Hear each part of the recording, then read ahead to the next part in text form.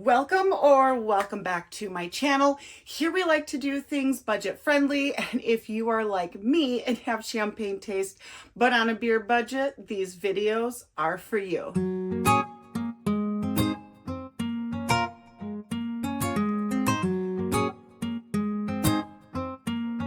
Today we are in sport mode because we are going to tackle this. Now, I know that this isn't probably a video that a lot of you would be interested in, but I have to do it anyway. So I thought that I would film it for you, show you how to do it, and I am going to do it in a way that it will support, most likely, hopefully, hundreds of pounds of Temu clothes. So, if you are interested, these tips will help you not just hang something like this, but heavy shelves or things like that on your wall. And these might be good tips for you to pick up: how to use tools, how to measure, how to find your studs, how to draw a straight line. These might be useful for you in your everyday work where you don't need help. And I want to show you that yes, you can do it too. So obviously, first things first, we have to take all these clothes off. And I'm going to end up putting it on the bed, which is back behind the camera. And hopefully I will be able to film this in a way that you will be able to see what I am doing, because this room is so tiny. It might be a 10 by 10. So filming space is limited. So I'm really hoping that you will get out of it what you will need to get out of it in order to do this on your own. So, let's just grab a stack.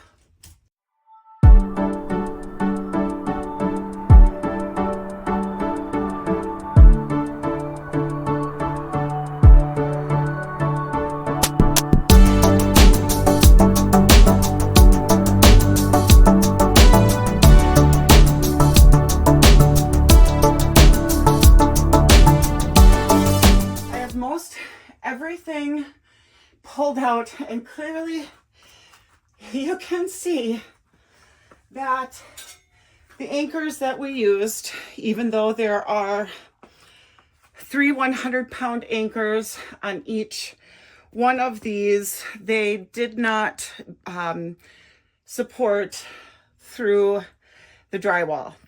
So what I'm going to do is I am going to remove all the screws from these, and I am going to get my stud finder and a bubble level, and we are going to get started on finding our studs and mapping out a line. And I think what I am going to do is even raise this up a little bit higher so that I have a little bit more space than I originally had. In case you're wondering how to get the anchor off of the screw when it comes to something like this, basically I'm holding the screw in with my screwdriver, and I'm taking a pair of pliers and unscrewing this off of the screw. Once you get to a specific point, then you can just pull it right off. And again, like I said, I think what I want to do is bring it up just a little bit more to give me a little bit more height difference. And so I am first going to start off where I think I would like that to go. And I'm going to just put a line right across that. It doesn't have to be anything fancy, okay? So you can see my line here. So next, I am going to take my bubble level, and I am going to put it at the top of that line, and I am going to rotate it in a way until that bubble is equally inside these two lines. From there, I'm going to draw a line straight across. So obviously a little tricky to get one full straight line all the way across without being able to see up above my bubble level, because this is in the way. But if you were on a wall and you had a higher stepping stool, of course it would be a lot easier. Now I have my stud finder. It is currently set on being able to find studs versus metal. Okay, and this is the center. This is the center of it right here. This is where it's going to tell me where the stud is in the center of the stud. Oopsies, right here. Okay, so I'm going to push the power button and I'm going to drag it along the wall.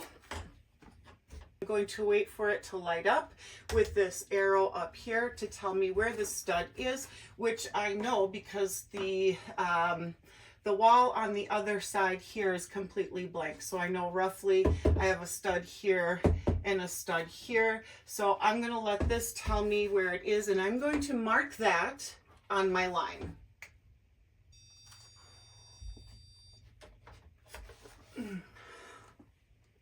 Okay, for this next part, I have picked up, these are drywall and stud anchors. This is metal versus what I had, which was plastic. And I'm going to pre-drill holes into my studs so that I can very carefully drill this into my stud and not crack my stud.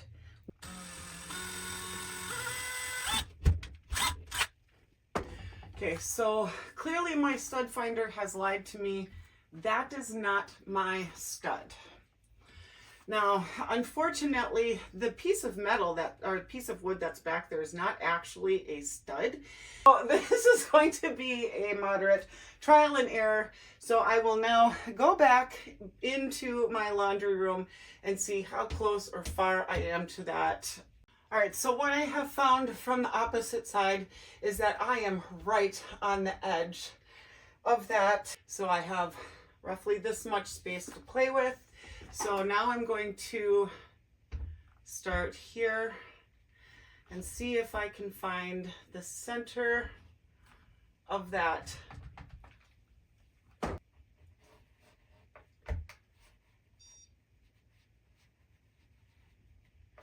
Yeah, I think that's the problem with the stud finder, is it does not want to read because it's not an actual stud.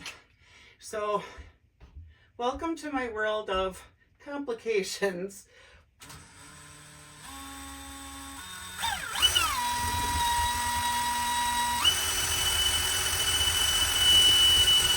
So clearly I did find it.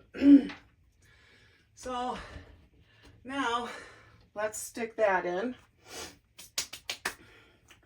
And let's take my other handy dandy little tool and let's screw that more into the wall with my impact.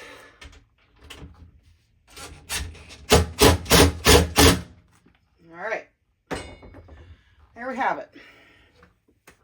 Now, I'm going to continue doing that throughout my line, and I will be right back. So next thing I want to measure is two things. I want to measure the length here, and I want to measure how wide of a board I need and how long of a board I need. So I need let's see, I need a board that is 8 inches wide.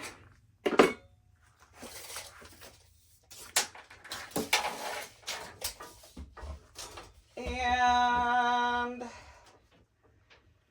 5 feet, 6 feet, 6 feet 3 inches.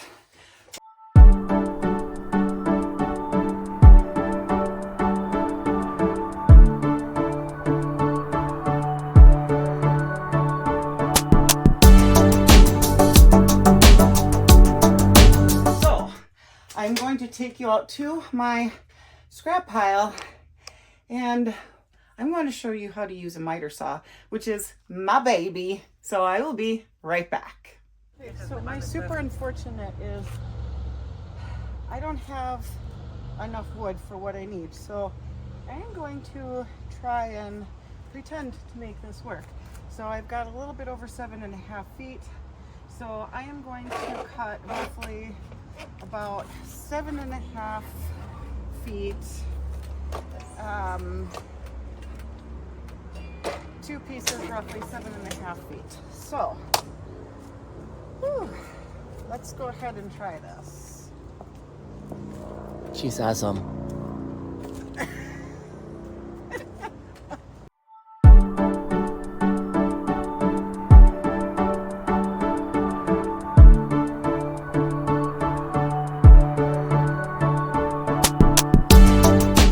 So with the miter saw, why don't we start with this? You can push down this lever and you can change the degree of what you want cut. I'm going to set it on 0 so I get a nice straight cut this way, no angles. I've got my slide deactivated so I can slide back and forth. You never want to start directly out on your wood, just for the record, okay? I'm going to start the machine and then hit the wood, okay? So I'm going to bring it down, start the machine.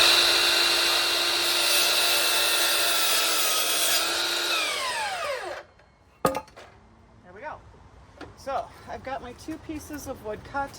This is basically all I need this for. And so I'm going to now put my baby away.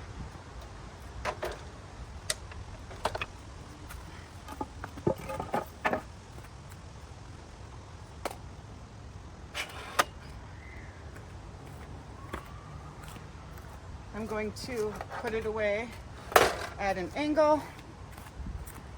But you don't have to do that necessarily if you don't have one of these stands, which, trust me, these things cost me a pretty penny. So then it just folds up and I'm ready to put it away.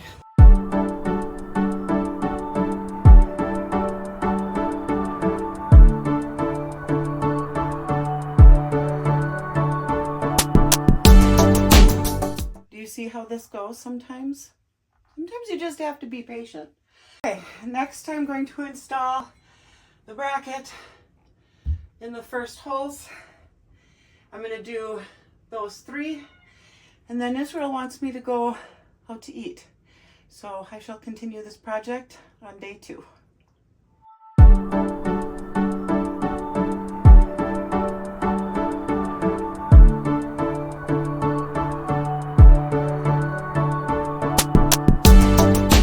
So here's why I wanted to map this out or install these, is so that I can come up to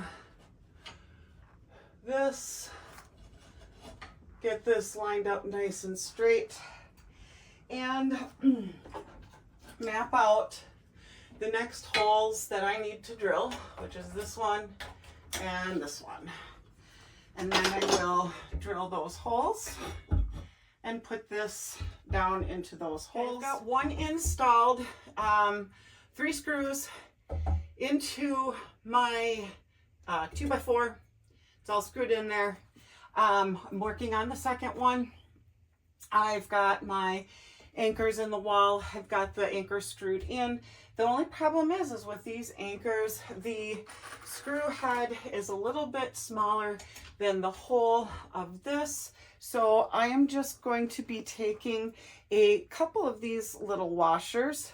I'm going to feed that through on the top of my screw like this, one larger one and one smaller one.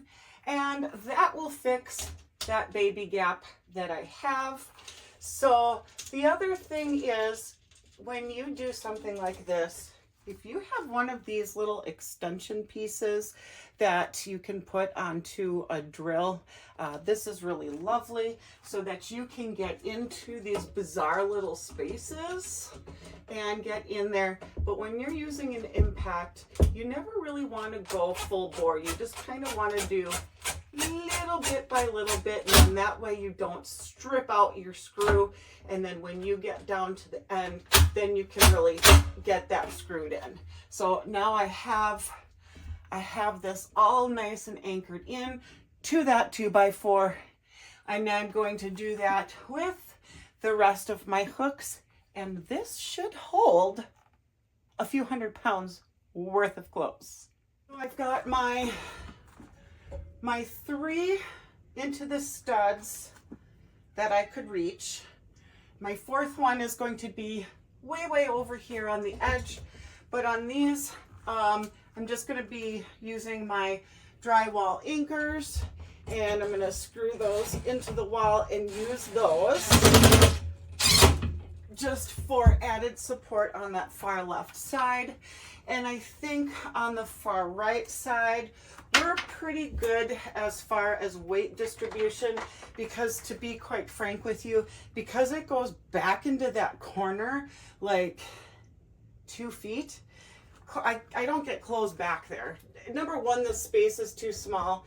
And number two, I'm trying to find anything over there is a beast.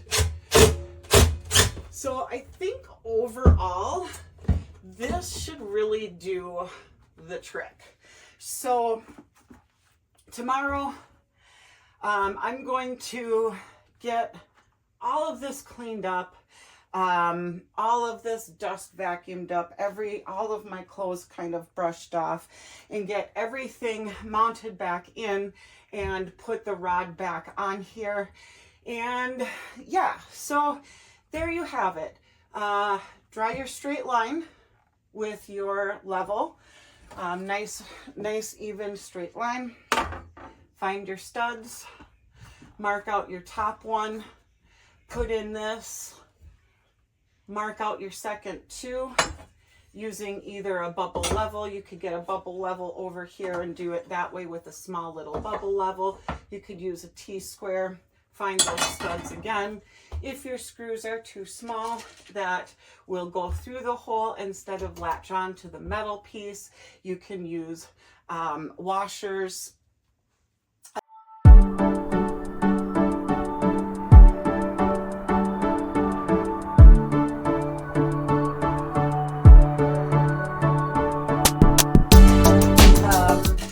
Different lengths of screws is what I had to use.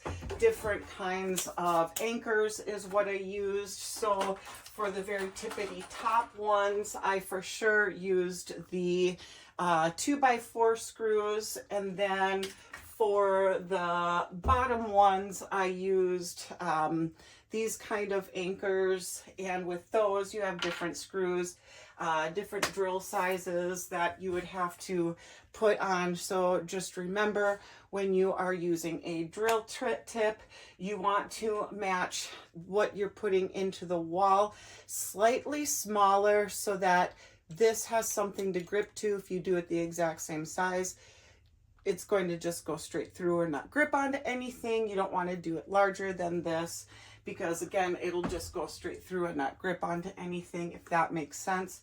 Pre-drilling your holes is also very important, because you don't want to split the wood that you're putting, whatever it is you're putting into splitting that wood. So now that I am in those 2x4s and I am anchored in, do you see all of the different ways that this was actually put into the wall prior to this? That clearly ripped out of the wall in a couple of different places. So yes, hopefully this is the fix. Ideally, what I would have liked to have done is mounted my 2x4s into here and be able to disperse my hooks out evenly how I would like them to be. But that didn't work. But at least now you know how to cut a 2x4 using a miter saw, which is, I don't know, when you play with big toys, is kind of fun. But yeah, so there you have it. We'll be back tomorrow, mounting this up, cleaning everything out, putting everything back in.